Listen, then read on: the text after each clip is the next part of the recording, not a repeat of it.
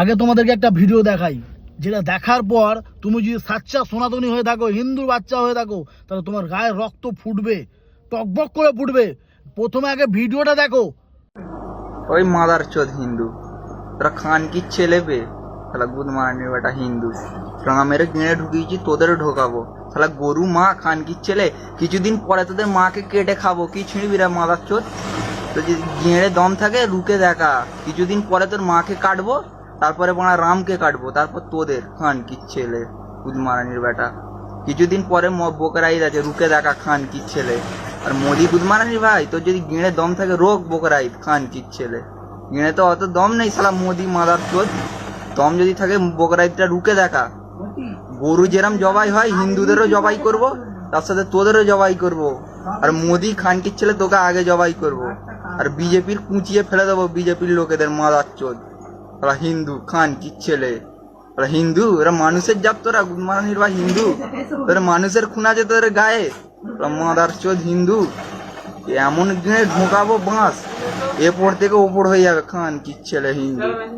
রামের পোঁদ মারবো, তার সাথে কালীরও পোঁদ মারবো খান কি ছেলে। জীব আমি বের করেছি কালীর পোঁদ মেরে, কি করবি, কি ছিঁড়বি মাদার চোদ? তারা গিঁড়ে ঢুকিয়ে দেবো, বুঝতে পেরেছিস?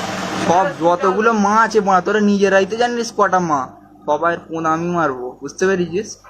এই ভিডিও দেখার পর তোমাদের যত রক্ত গরম হচ্ছে, সেটা নিয়ে তোমরা কি বলতে চাও সরকারকে কমেন্টে জানাবে। আর আমি যেটা বলতে চাই সেটা একবার শুনে যাবে। আমি বলতে চাই, আমাদের বাজপা সরকারের আমাদের পশ্চিমবাংলায় 1 মাস হয়ে গেছে, 1 মাস। আর এই 1 মাসে আমরা অনেক কিছু দেখলাম সরকারের থেকে, হকার উচ্ছেদ করা থেকে দেখলাম, অন্নপূর্ণা ভান্ডার টাকা দিতে দেখলাম, আরও অনেক কিছু দেখলাম, যে কিছু ইন্ডাস্ট্রিও ঢুকেছে। কিন্তু যেটা দেখতে পাইনি সেটা হচ্ছে বাজপা সরকারের ক্ষমতা, কতটা ক্ষমতা, তার উপরে কেউ যদি আঙুল তুলে কথা বলে তাকে কি শাস্তি দেওয়া হয় সেটা দেখতে পাইনি। সেটা দেখানো এবার দরকার আছে।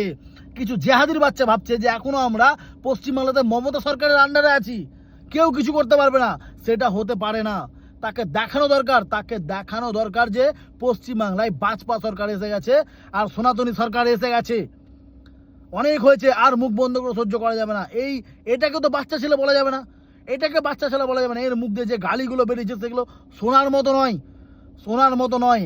আমি মুখ্যমন্ত্রী শুভেন্দু অধিকারীকে বলতে চাই যে শুরুটা এখান থেকেই করা হোক, আর কিছু জেহাদির বাচ্চার মুখ বন্ধ করা হোক।